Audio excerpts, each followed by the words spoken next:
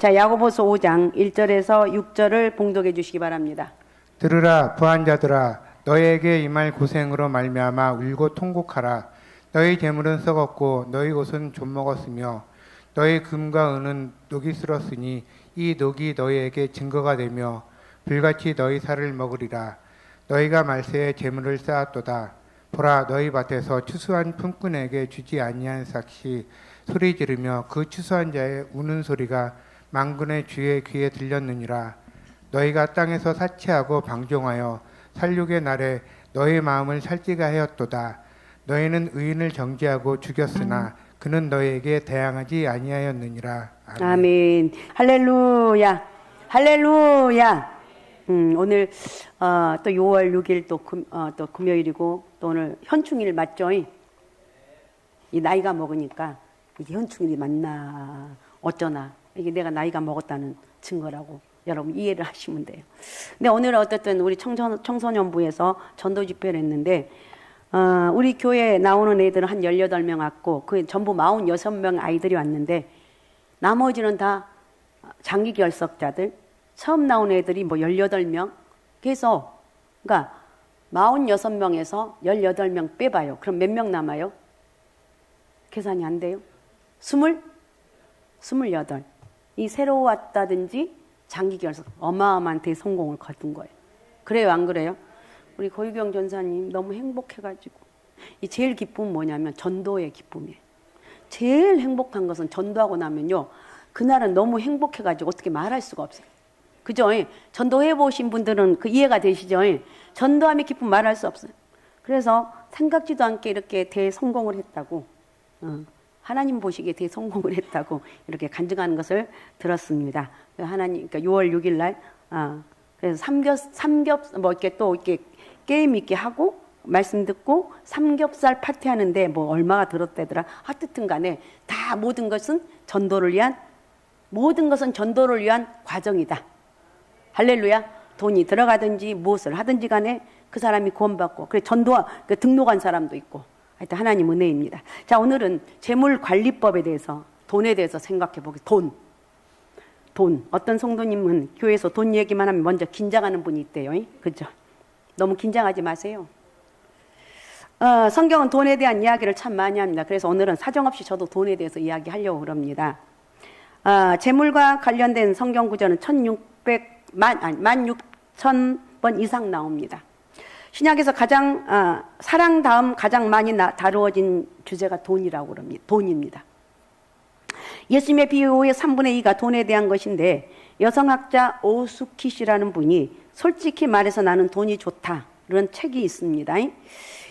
이 오수키라는 분은 여성 문제 강연하다가도 돈 얘기만 하면 졸던 여자들 다 벌떡 일어난대요.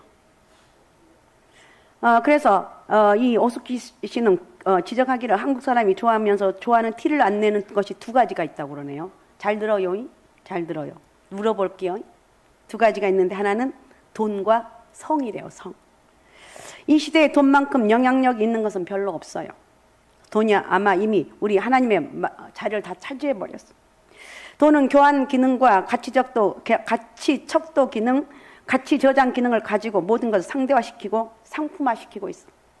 사랑도 우정도 효도 심지어 신앙까지도 상품화시키고 있어. 이 세상 어떤 것도 돈과 바꿀 수 없는 것은 없는 시대가 되어서 돈이 전부가 되었어요. 돈은 어디든지 뚫고 들어갈 능력이 있어요. 예, 옛날 말이 있죠. 애가 안 나오면 뭐 지금은 뭐 수술도 하고 뭐 여러 가지 방법이 있네. 애가 안 나오면 여기 돈 있다 그러면 애가 쑥 나온다고 그러고. 그렇대요. 어쨌든 돈이 전능성이 있다고 사람들은 믿게 되었습니다. 하나님보다 더 전능하다고 생각을 합니다. 그러니까 하나님 자리에 돈이 차지해 있어요. 돈 때문에 울고 돈 때문에 슬퍼하고 돈 때문에 결혼도 하고 돈 때문에 이혼도 하고 돈 때문에 자살도 하고 돈 때문에 살 힘을 얻기도 합니다.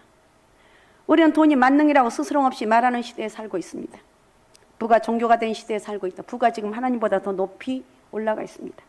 자, 우리 성도님들은 돈을 어떻게 생각하고 있는지 오늘 말씀을 들으면서 잘 생각해 보시기 바랍니다. 그러면 돈 자체가 악인가? 돈의 본질에 대해서 살펴봅니다. 우리 신앙인은 신앙의 돈에 대한 극단적인 생각 두 가지가 있는데 첫째는 가난한 것은 영적이고 부한 것이라는 거예요. 세속적 경건하게 살기 위해서는 청빈해야 된다는 거예요. 경건하게 해서 청빈해야 된다. 그리고 둘째는 부자가 된 것은 하나님의 축복을 받는 증거라는 거예요. 가난은 하나님의 축복을 받지 못한 결과라고 말합니다. 예수 믿으면 반드시 부자로 살아야 된다는 것인데 이것을 번영신학이라고 말한다고 그럽니다. 여러분도 어떻게 생각하고 있는지. 돈은 일만하게 근원이니까 돈을 돌보듯이 해야 될까요? 저축도 하지 말고 부자 되지도 말고 일용할 양식으로 성빈하게 근근하게 살아야 될 것인가? 사실 돈이 일만하게 근원이라고 성경은 말하고 있지 않아요. 부자로 사는 것이 죄라고 말하고 있지도 않습니다. 부자를 정죄하지도 않아요. 아브람도 부자였고 이삭도 거부였고 야곱도 부자였습니다. 다윗이나 솔로몬, 욥은 당대의 최고의 부자였어요. 하나님은 그들이 부에 대해서 악이라고 말씀하지 않았어요. 오히려 복이라고 말씀하고 있습니다. 그러니까 오늘 돈에 대해서 잘 들으십시오. 자, 하나님은 창세기 10장 22절 한번 보시기 바랍니다. 읽어주세요. 창세기 10장 22, 잠언. 나 눈이 잘 안 보여. 잠언 10장 22절. 여호와께서 주시는 복은 사람을 부하게 하고 근심을 겸하여 주지 아니하시느니라. 네, 아멘. 자, 같이 한번 읽어봅시다. 자, 같이 읽습니다. 시작. 여호와께서 주시는 복은 사람을 부하게 하고 근심을 겸하여 주지 아니하시느니라. 아멘. 하나님께 주시는 복은 사람 부하게 하고 근심을 겸하여 주지 않는데요. 부자가 되어 사는 것도 복받은 인생 중에 하나예요. 성경 돈 자체를 죄라고 말하지 않고 돈을 사랑하는 것이 죄라고 말하고 있어요. 돈 자체는 죄가 아니면 돈을 사랑하는 것이 죄다. 알았습니까? 알았습니까? 아, 돈을 사랑하는 게 죄구나. 디모데전서 6장 10절도 읽어주시기 바랍니다. 돈을 사랑함이 일만 악의 뿌리가 되나니 이것을 탐내는 자들은 미혹을 받아 믿음에서 떠나 많은 근심으로써 자기를 찔렀도다. 아멘. 돈을 사랑하는 것이 일만하게 뿌리다. 돈을 탐내는 자들은 미혹을 받아서 믿음에서 떠나 많은 근심으로써 자기를 찔렀다. 여기서 사랑이라는 말은 힐라기라이로 번역을 하는데 탐욕이래요. 탐욕. 사랑, 돈을 탐욕하는 것. 자, 히브리서 13장 5절을 읽어주시기 바랍니다. 돈을 사랑하지 말고 있는 바를 족한 줄로 알라. 그가 친히 말씀하시기를 내가 결코 너희를 버리지 아니하고 너희를 떠나지 아니하리라 하셨느니라. 네. 아멘. 돈을 사랑하지 말라고 경고하고 있어. 이 말은 아필라기로스라는 뜻으로 돈을 탐내지 말아라. 결코 돈 자체를 악의 뿌리라고 말씀하지는 않았다는 것. 돈을 정당하게 버는 것이 아니라 탐욕을 가지고 접근한 것이 악의 뿌리라고 말하고 있어. 다시 말하면 돈을 하나님의 자리에 돈을 가져다 놓는 거예요. 마태복음 6장 21절에 내 보물 있는 곳에 내 마음도 있다고 그랬어. 이렇게 예수님 말씀하신 것처럼 돈에 완전히 마음을 빼앗기지 말라는 거. 마음을 전부 빼앗기지 말자. 디모데후서 3장 2절은 말세의 특징 중 하나가 돈을 탐하는 것이라고 말하고 있어요. 사랑하는 사람들은 자기를 사랑하면 돈을 사랑한다고 그랬어요. 예수님 바로 이것을 지적하면서 재물과 하나님을 동시에 섬길 수 없다고 말하고 있어요.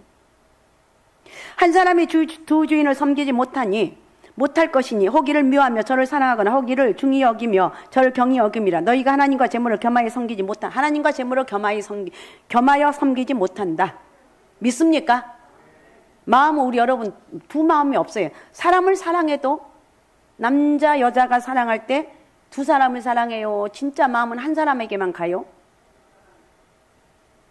두 사람에게 가요? 한 사람에게 가요? 대답 똑바로 해봐요. 한 사람에게 가지 두 사람에게 안 간다니까. 그래요, 안 그래요? 그래요, 안 그래요? 한 사람을 사랑하지 두 사람은 절대 사랑할 수가 없어요. 근데 어떤 사람은 난 이 사람도 좋고 저 사람 그건 가짜예요, 가짜. 딱 우리 마음은 하나로 가 있게끔 돼 있어요. 부자 되는 것만이 하나님의 축복이고 가난하게 사는 것이 하나님의 저주가 아니라는 거예요. 부자가 반드시 하나님의 축복일 수는 없습니다. 오히려 부자가 되는 것이 하나님의 저주일 수도 있어요. 탕자의 비유에 나오는 큰아들처럼 아버지 유산을 받으니까 방탕해지고 돈이 있으니까 오만해져, 교만해져. 부자 청년처럼 돈 때문에 예수님을 믿지 않았습니다. 그러면 가난하게 사는 것이 반드시 저주받는 것인가? 아니라는 거예요. 예수님도 뭐라겠냐? 나는 인자는 머리 둘 것이 없고 무덤도 남의 무덤에서 장사되었어. 아리마대 요셉의 무덤에 장사되었어. 사도 바울도 찌들게 가난했어요. 원래 가난한 게 아니지만 다 나눠주고 가난하게 살았어. 거지 라사로에 대하여 예수님은 저주받았다고 말씀하지 않았습니다. 예수님 말씀합니다. 누가복음 6장 20절입니다. 예수께서 눈을 들어 제자들을 보시고 이르시되 너희 가난한 자는 복이 있나니 하나님의 나라가 너희 것이며. 아멘. 너희 가난한 자는 복이 있나니 하나님 나라가 너희 것이라고. 가난 때문에 마음이 가난해지고 가난 때문에 하나님을 아버지를 모시고 살기 때문에 복이 있다는 거예요. 그렇다고 하나님께서 가난을 권장하는 건 아니에요. 그럼 나는 평생 가난하게 살아야지? 그건 잘못된 거예요. 하나님 주시면 부도 누리시기 바랍니다. 할 수 있습니까?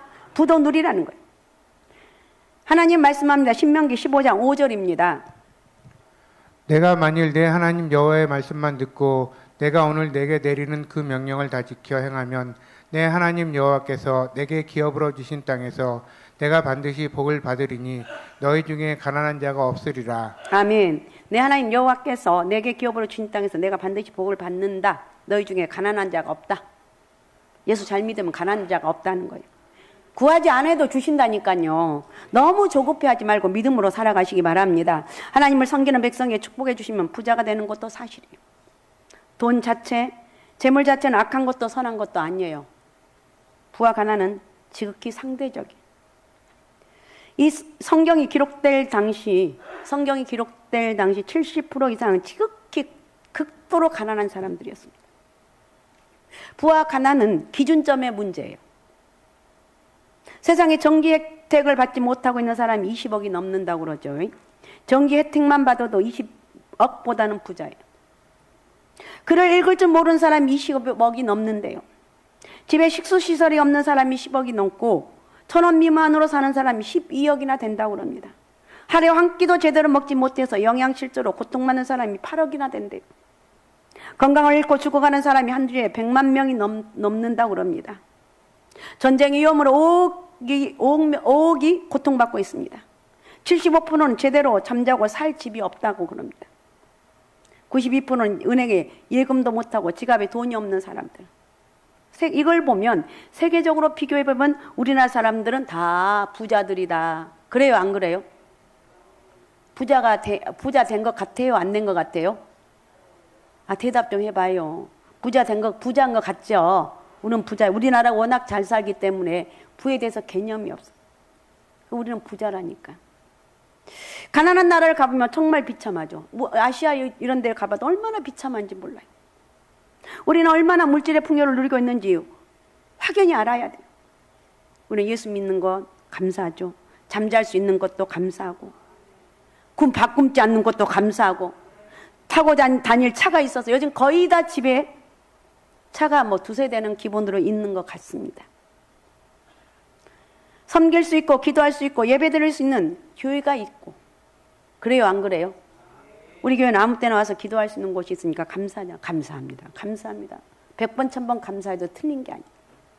믿습니까? 제가 지난 새벽 예배 때 어저께인가 한 번 말씀드렸죠. 감사는 뭐냐? 행복하게 만들고, 그죠? 그 감사 많이 하시기 바랍니다. 정말 행복하다는 감사하면서 깨닫게 돼요. 그리고 회개는 영적 능력이 임하게 돼요. 제가 해보면, 이거 누가 전부 다 이런다는 거 아니고, 제 경우를 보면 회개를 많이 하면 그날은 기도가 대빵 잘 되더라고요. 그래요, 안 그래요? 기도가 잘 돼요. 그래서 여러분, 제가 그랬죠. 회개도 많이 해서 영적인 능력도 받고, 감사도 많이 해서 풍요로운 평안함의 삶을 누리고, 그렇게 살아갈 수 있죠. 성경이 그렇게 말하고 있어서 그렇게 살아가라는 거. 우리가 예배할 수 있고, 기도할 수 있고, 섬길 수 있고, 찬양할 수 있고, 이게 은혜라는 거. 자, 그러면 우리는 이렇게 부를 받고 살아가고 있는데 어떻게 관리하고 사용해야 되는가? 재물 자체를 목적으로 삼아 축적해서는 안 된다는 거예요. 여러분 저금을 어떻게 생각하는지. 성경에 보면 저금에 대해서 말하고 있는데, 노아 시대 때 하나님께서 노아에게 뭐라고 했냐면 창세기 6장 21절에 보면 너는 먹을 모든 양식을 내게로 가져다가 저축하라 그랬어요. 이것이 너와 그들의 먹을 것이 되리라. 저축하라고 그랬어요. 다윗이 성전을 건축하기 위해서 저축합니다. 역대상 29장 16절에 우리 하나님 여호와여 우리가 주의 이름을 주의 거룩한 이름을 위하여 성전을 건축하려고 미리 저축한 이 모든 물건이 다 주의 손에 있사오니 다 주의 것이니이다. 저축이라는 말이 나와요. 바울도 고린도 교회를 향해서 헌금을 위해서 저축하라고 말합니다. 공동 번역에서 고린도전서 16장 2절에 보면 이렇게 말합니다. 내가 여러분에게 간 다음에야 비로소 헌금하느라고 서두르지 말고 여러분 주일마다 각각 자기 형편에 따라 얼마씩 미리 저축해 두십시오. 저축하는 것은 하나도 죄도 아니고 악도 아니에요. 제가 이렇게 우리 엄마를 보면 이게 말씀을 준비한 생각. 우리 엄마는 우리 집 몰라 찌들게 가난한 집이에요. 우리 엄마는 이제 교회 다니면서 이제 권사니까 지금은 요양원에 있는데 다른 건 절대 안 써요. 근데 가방 열어보면은 다 준비. 엄마 이게 뭐야? 이건 언제 헌금하고 이건 언제 헌금하고 그 헌금할 거 다 미리미리 정해놨더라고. 그 제가 작년 때 다니는 교회는 하도 돈을 강조한다고 헌금을 강조한다고 사람들이 욕을 바가지로 했어. 제가 어린 마음에 저렇게 하면 안 되는 건가? 다 사실은 그렇게 하는 사람은 잘 되더라고요. 나도 목사님이 헌금하라고 11조 안 하면 망할 거라고 똑바로 하라고 이렇게 하니까 사람들이 못 견디는 거예요. 근데 우리 엄마를 보면은 이렇게 가방을 보면은 항상 이건 그렇다고 뭐 많아서 권사님이 돈이 많고 우리 집은 가난한 집인데 뭐가 돈이 많았겠어. 근데 이건 주일 헌금할 것, 이것은 구역 예배 드릴 것, 돈이 없으니까 미리미리 준비. 다른 건 다 안 써. 이러면서 살았어요. 우리 엄마들은 이렇게 살았어요. 그래서 얼마씩 미리 저축해 두라고 성경이 말하고 있습니다. 저축하는 것은 악도 아니고 죄도 아니고 지혜라는 거예요. 록펠러는 뭐라고 얘기했는가? 저축은 10%하고 11조 10%하고 나머지 80%로 사십시오. 11조 똑바로 하라는 거예요. 우리 학생들 말씀 잘 들으면서 11조는 바르게 해야 되겠구나.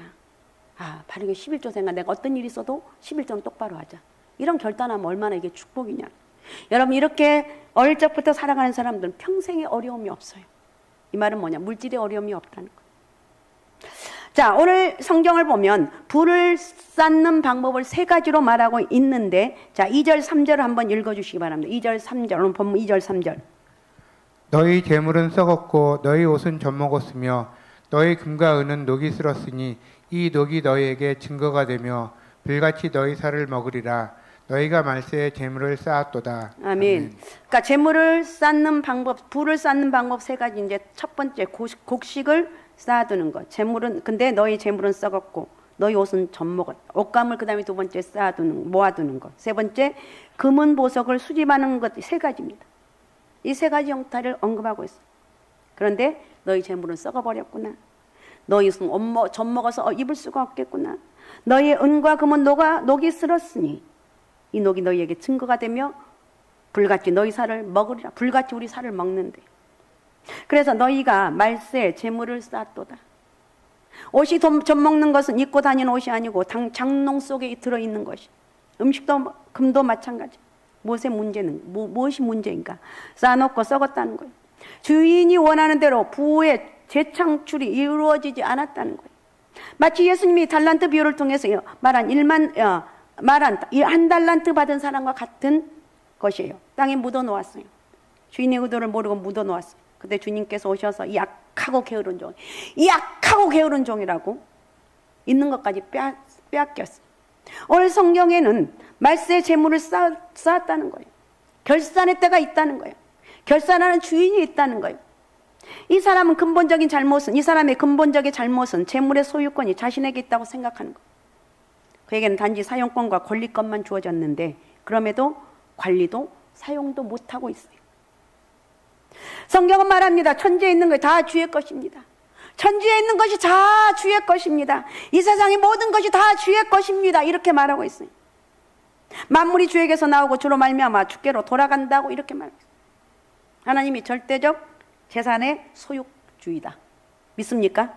한번 따라해봐요. 하나님이 절대적 재산권 소유주의입니다. 절대적 재산의 소유권 하나님. 그래서 하나님께 잘 보인 거예요. 뭐 잘 보인 게 아니라 그 바른 11조 생활 바르게 하라는 거예요. 혹시 못 하신 분 하십시오. 여러분의 복받는 비결. 인간은 대리인이고 청지기일 뿐이에요. 인간은 소유권이 없어요. 관리권, 사용권만 주어져서 관리할 수 있고 사용할 수 있는 권이 주어졌어. 재물의 소유권이 자신에게 있다고 축적하는 것은 재물을 하나님처럼 섬기는 거예요. 우상 숭배라는 거예요. 누가복음 12장에 나오는 부자처럼 어리석은 자가 되어서는 안 됩니다. 모든 것이 자기 것이라고 착각하고 곳간을 더 크게 짓고 먹고 마시고 즐기자 하지만 하나님 말씀, 이 어리석은 자야. 오늘 밤에 내 영혼을 도로 찾으리니 그러면 내 준비한 것이 누구의 것이 되겠느냐, 이렇게 말하고 있어요. 깨끗하게 정직하게 소유권 하나님께 있다고 인정하고, 우리 인정합시다. 여러분의 가정에 많은 재물이 쌓여 있다면 하나님의 것이구나. 뭐 알고 있지만 철저하게 다시 깨닫고, 결단한 건 결단하고 11조 안 한 거 있으면 11조 하고 나누고 꿔줄 수 있는 그런 삶이 되면 하나님이 책임져 주시는 거예요. 그거 잡던 재물을 쌓아두지 말고 활용하라는 거예요. 그것이 미래를 보장해주고, 그것이 인기를 지속해주고, 그것이 편안하게 해주고, 그것을 기쁨으로 줄 것이라고 생각하면 안 된다는 거예요. 우리는 잘 관리하고 이용하는 거예요. 사람들이 이런 생각을 합니다. 돈이 떨어지면 친구들이 비웃을 거라고 걱정해요. 돈은 영원한 것이 아니에요. 하나님을 대신할 수가 없어요. 죽음의 때, 종말의 때가 되니까 어떤 일이 벌어집니까? 재물은 썩고 옷은 좀 먹고 금과 은은 녹슬고, 이것들을 재물을 관리했다는 증거가 되고 불같이 너의 살을 먹는다고 말하고 있어요. 주신 축복이 잘못 관리되면 심판의 도구가 된다는 것입니다. 축복의 도구가 오히려 잘못 관리하여 심판의 도구가 되어버리면 안 된다는 거예요. 예수님의 달란트 비유에서 나온 한 달란트 받은 사람에게 악하고 게으른 종, 이 악하고 게으른 종이라고 말하고 있어요. 우리는 게으르지 말고 잘 관리해야 돼요. 예배도 마찬가지. 나 오늘 교회 가야 되는데, 교회 가야 되는데 30분 전이니까 10분만 있다 가자. 20분 되니까 10분만 있다 가자. 어메, 벌써 9시가 넘어버렸네. 오늘 안 가면 다음 주에 가면 되지. 이 게으름, 악하고 게으름. 우리는 게으르지 말고 잘 관리해야 돼.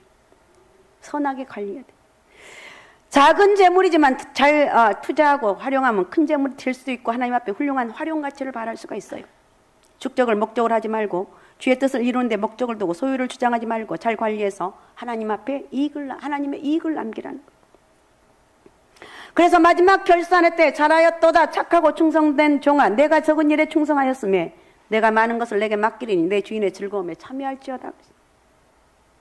예수님은 하나님과 재물을 겸하여 섬길 수 없다고 말하고 있습니다. 믿습니까? 우리 예수 잘 믿읍시다. 하나님 잘 믿는 게 답이에요. 그리고 하나님 잘 믿게 되면 바른 헌물 생활을 할 수밖에 없어요. 하나님은 어떤 사람을 축복해 주냐고요. 만왕여왕이신 하나님께서 모든 것을 갖고 계신 하나님. 제발 여러분, 우리 인색하게 살지 말고 믿음으로 살고 하나님 주신 힘으로 살아갑시다. 자, 그 다음에 재물을 부당한 방법으로 취득해서는 또 안 됩니다. 4절 한번 읽어주시기 바랍니다. 4절. 보라, 너희 밭에서 추수한 품꾼에게 주지 아니한 싹이 소리 지르며 그 추수한 자의 우는 소리가 만군의 주의 귀에 들렸느니라. 아멘. 아멘. 부자가 되는 것도 중요하지만 어떻게 부자가 되느냐가 더 중요해요. 신약시대 노임은 하루가 기준입니다. 일당을 주는 거예요. 그런데 추수하는 일꾼에게 일을 시켜놓고 싹을 주지 않았어. 그리고 그것을 자신의 부로 취득을 합니다. 이것은 부당한 방법이라는 거예요. 착취하는 거예요. 남의 것을 힘으로 빼앗는 거예요. 편법, 탈법을 저지른 거예요. 도둑질하고 부정적인 방법으로 세금을 내지 않고 사람을 속여서 부를 쌓는 것은 합당하지 않다고 성경은 말하고 있어요. 어떻게 하면 바로 부를 쌓을 수가 있는가? 이것은 잠깐 이렇게 부정적인 방법을 하면 잠깐은 부가 쌓일 수 있어요. 그러나 오래가지 못해요. 부자보다는 어떻게 해서 부자가 되느냐가 더 중요해요. 욕심을 버리고 정직하게 벌어라. 신라라는 사람은, 욕심이 많은 사람은 결국엔 아무것도 얻는 게 없다고 그랬어요. 돈이란 바닷물과 같아서 마시면 마실수록 더욱 목이 마른 법이라고 말하고 있습니다. 단지 돈을 벌기 위해서 일하지 말라는 거예요. 뇌물로 부자가 되려고 하지 말고, 성경은 뭐라고 하고 있는가? 망령되이 얻은 재물은 들어가고 손으로 모은 것은 늘어나는 이라고 했어요. 일반적으로 가난한 사람보다 부자들이 돈을 더 많이 모읍니다. 예를 들면 부자들이 돈을 모으는 부정적인 이유로는 그들이 운이 좋거나 혹은 부정적인 방법이나 불법 행위를 저질렀다기보다는 긍정적인 이유로 부자는 열심히 노력하거나 근검절약을 했기 때문에 그렇다는 거예요. 그들의 공통점, 부자들의 공통점은 열정이 있고 부지런합니다. 그리고 절약을 한대요. 다른 말로 하면 자기 관리를 잘하는 사람. 토머스 스탠리라는 사람 백만장자 마인드에 의하면 백만장자 및 장자 및 부유층 733명을 대상으로 각종 설문조사와 인터뷰를 한 결과 백만장자는 운이 좋아서 엄청난 유산을 물려받았거나 교육을 많이 받은 엘리트가 아니라는 거예요. 대부분의 백만장자들은 자기 관리가 잘 되어 있는 사람이라고 합니다. 만약 자기 관리가 충분치 못하면 많은 재산을 모을 가능성은 많은 재산을 모을 가능성은 줄어든다는 거예요. 커다란 경제적 성공을 거두기에 충분한 만큼의 자기 관리가 필요하다는 거예요. 자기 관리를 잘 못하는 사람은 아무리 많은 유산을 상속받았다 해도 억만장자로 남을 수가 없다는 거예요. 자신을 관리하지 못하는 사람이 다른 사람과 시장, 세상을 관리하는 것은 그렇게 쉽지 않다는 거예요. 자기 관리는 자기 경영, 곧 마음 경영이에요. 부자는 결코 우연히 되어지지 않는다고 많은 사람들이 이야기를 합니다. 호수에서 여유롭게 떠다니는 백조의 우아한 자태가 실은 물 밑에서 끊임없이 움직이는 물갈퀴, 그 물갈퀴질 때문에 이렇게 그가 우아하게 여유롭게 떠다니는 거예요. 근데 사실은 그 눈에 안 보이는 수고가 있다는 거예요. 이런 것처럼 부자들은 철저히 자기 관리를 통해서 부의 탑을 쌓아갑니다. 자신을 관리하지 못할 때는 그 탑은 언제든지 무너지고 만다는 거예요. 부자가 되기 위해서는 자기와의 싸움에서 승리해야 돼요. 제가 이렇게 신앙생활 하면서 느끼는 건 뭐냐, 나하고 싸움이 제일 힘들다. 저는 그렇게 생각을 해요. 잠깐 동안 이 나하고 싸움이 얼마나 치열한지 몰라요. 저는 그걸 수없이 느끼거든요. 수없이 내 자신하고 싸워요. 여러분은 안 그럴지 모르지만 저는 수없이 하나님 나에게 이런 은혜를 주옵소서. 내가 이걸 이기게 도와. 너 정말 말할 수 없는 그런 싸움이 있어요. 그 싸움에서 내가 하는 건 이길 수가 없어요. 주님, 내가 지금 이렇게 이 부분에 대해서 이렇게 내가 몸부림을 치는데 도와달라고. 하나님, 내가 안 그러면 나는 이렇게 살 수가 없다고. 여러분, 도대체 뭔 너무 걱정이 많아서 걱정이 게 아니라 별거 아닌 것이 나를 딱 올가맬 때가 정말 많아요. 그걸 이겨야 돼요. 그 훈련이 필요한 것 같아요. 그걸 통해 나를 훈련시키는 것 같아요. 그래서 자기를 어떻게 관리하느냐에 따라서 인간의 성패가 결정된다는 거예요. 혹시 지금 잘 나가고 있습니까? 여러분, 거기에서 잘 나간 사람들의 특징이 뭐냐? 자기와의 싸움이 치열하다는 거예요. 너무너무 치열한 거예요. 그 싸움에서 내가 이겨야 돼요. 탈무드에서 이렇게 말합니다. 가장 힘센 자가 누구냐? 자기를 이기는 자다 그랬어요.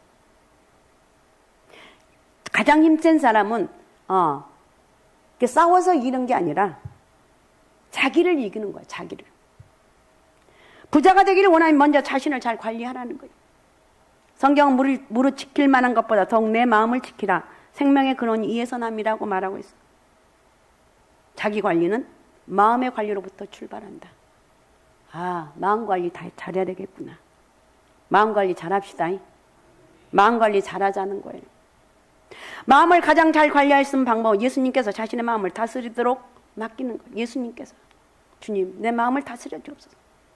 주여, 내 마음은 지금 이런 상태에 있는데 내 마음속에 은혜를 주셔서 나에게 이길 수 있는 영적 권세를 허락해 달라고 제일 큰 게 기도로 이기는 거예요. 끊임없이 기도하는 거예요. 그래서 저 가끔가다 저는 이걸 언제까지 기도해야 돼요, 하나님? 야, 죽을 때까지 해라고. 천국 갈 때까지 해. 천국 갈 때까지 하는 거예요. 그냥 조금 마음이 풀어지면 금방 우리는 넘어져. 예수님에게 내 마음을 맡기는 거예요. 부요함을 누릴 수 있는 가장 큰 효과적인 방법은 뭐냐? 자기 자신의 생활에 충실하라는 거예요. 내게 주어진 환경에 충실하라는 거예요. 믿습니까? 그렇게 충실하며 살아갑시다. 충실하며 살아갑시다. 자, 그리고 세 번째, 재물을 바르게 사용해야 돼요. 5절 한번 읽어주시 바랍니다.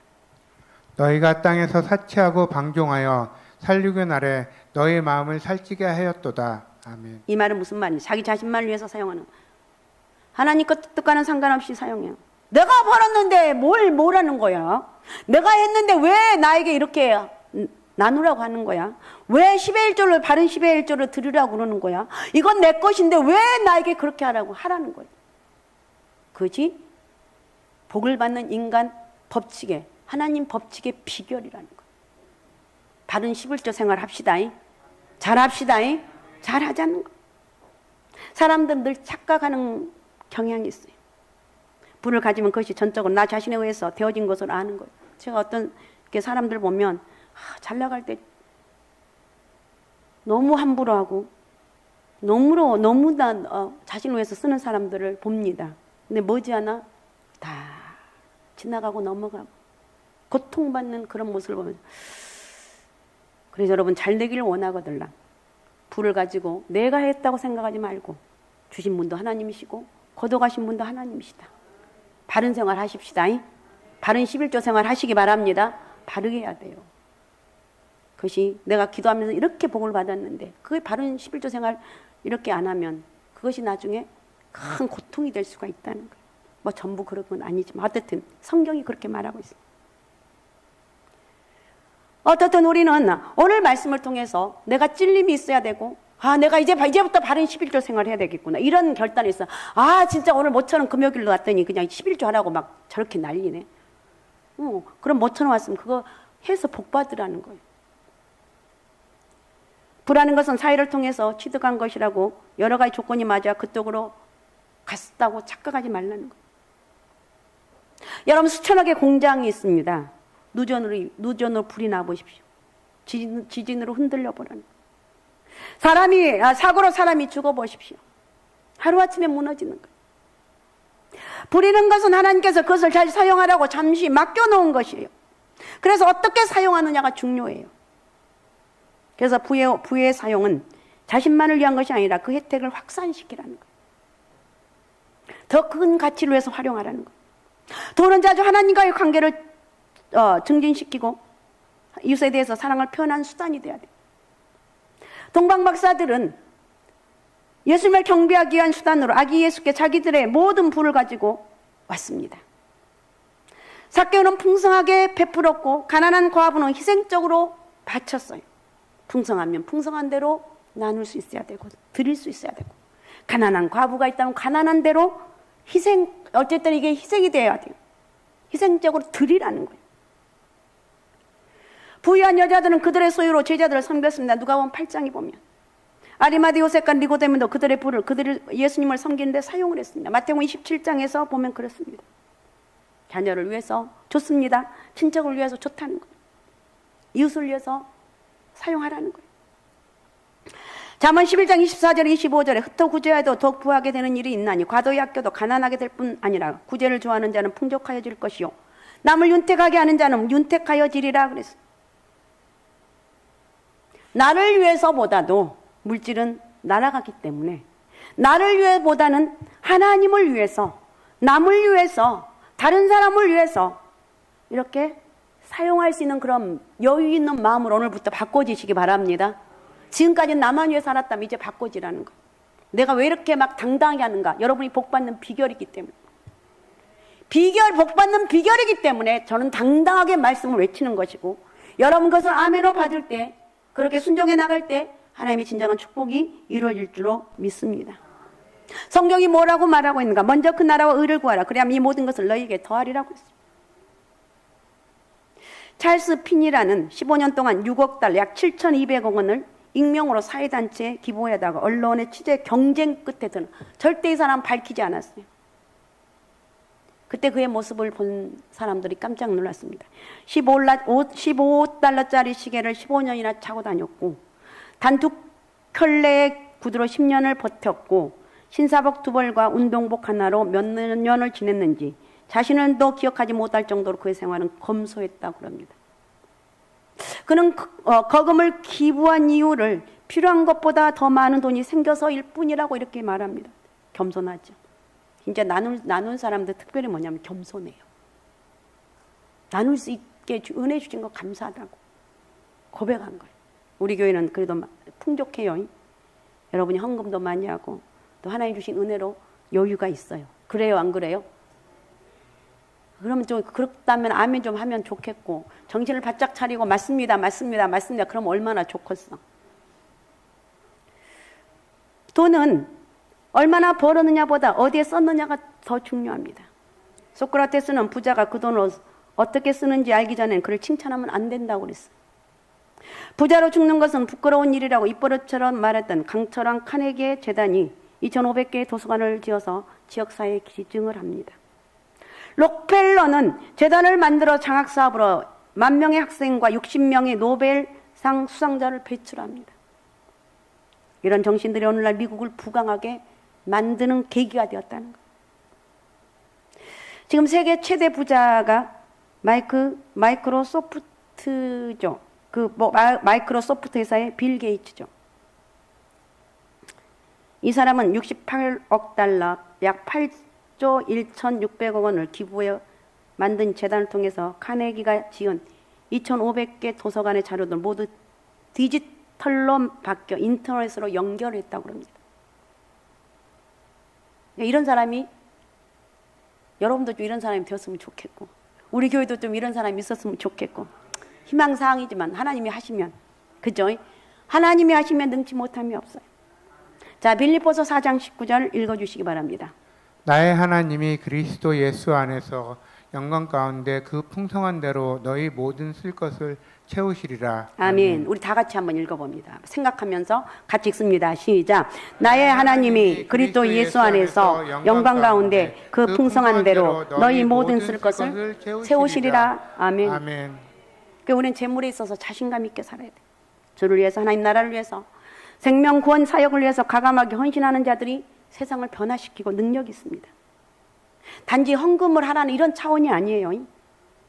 우리는 헌신한 자들이 필요해요. 어떤 분들은 11조 하는 것을 대단한 것으로 생각하는 분들이 있습니다. 인간 편에서는 대단할 수가 있어요. 그러나 하나님 편에서는 너무 당연한, 너 당연한 거 하고 있어. 안 하는 것이 하나님 편에서 이상한 것이지.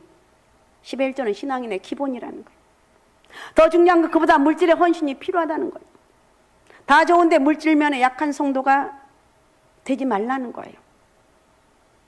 물질은 자신의 신앙의 전부는 아니지만 중요한 한 부분이에요. 그래서 마틴 루터는 진정한 변화는 머리의 회심과 가슴의 회심, 돈 지갑의 회심이라고 말하고 있어요. 요한의 순례는 돈 전대의 회심이 없는 사람, 진정한 회심이 없다고 말했습니다. 우리가 부를 잘못 사용하면 울고 통곡할 날이 온다고 말하고 있습니다. 1절에 그랬고 3절에는 불같이 너희 살을 먹을 것이라고 했고, 우리의 잘못이 하나님께 들린다고 4절에 말하고 있습니다. 언젠가는 하나님 앞에 서게 될 날이 오게 돼요. 저도 그렇고 여러분도 서게 될 거예요. 우리 그때 같이 천국에서 만나요. 천국에서 만나요. 만나야지. 옛날 맨날 목사님들은 어머, 내가 꼭 그 생각했던 사람 천국에서 못 보고 지옥에 갔고, 저 사람 천국에 못 갈 사람인데 가서 보면 그 사람 천국에 있고. 그런 말 옛날 목사님들 참 많이 했어. 어쨌든 나는 천국 가서, 나 예수 믿었기 때문에 천국 가는 것이지. 우리 천국에서 다 만나요. 하나님 앞에 언젠가는 설 거예요. 언젠가는 모든 거 다 내려놓고 갈 날이 온다는 거예요. 어쨌든 모두 내려놓고 가는 그날이 더 지금 계속해서 가까워지고 있습니다. 주신 물질 잘 사용하시고, 알았습니까? 11조 못하신 분들 똑바로 해요. 그동안 숨겨놨던 못했던 것들 다 끄집어내서 빚을 내서라도 하십시오. 이게 11조 말은 쉬운 게 아니에요. 저도 그래서 웬만하면 안 해요. 돈 문제 얘기. 근데 오늘은 사정없이 하는 거예요. 똑바로 11조 하자. 물질에 어려움이 없기를 원한다면 똑바로 11조 하자는 거예요. 믿습니까? 믿습니까? 바른 11조 생활을 통해서 하나님 주신 은혜와 축복 여러분 가운데 넘치시기를 바랍니다. 오직 예수, 오직 믿음, 오직 성령 충만함으로 정말 내가 하나님 앞에 섰을 때 바른 11조 생활, 바른 재물 관리법을 잘 배워서 믿음으로 승리하는 그런 역사가 있으시기 바랍니다. 할렐루야. 자, 기도문 같이 선포합니다.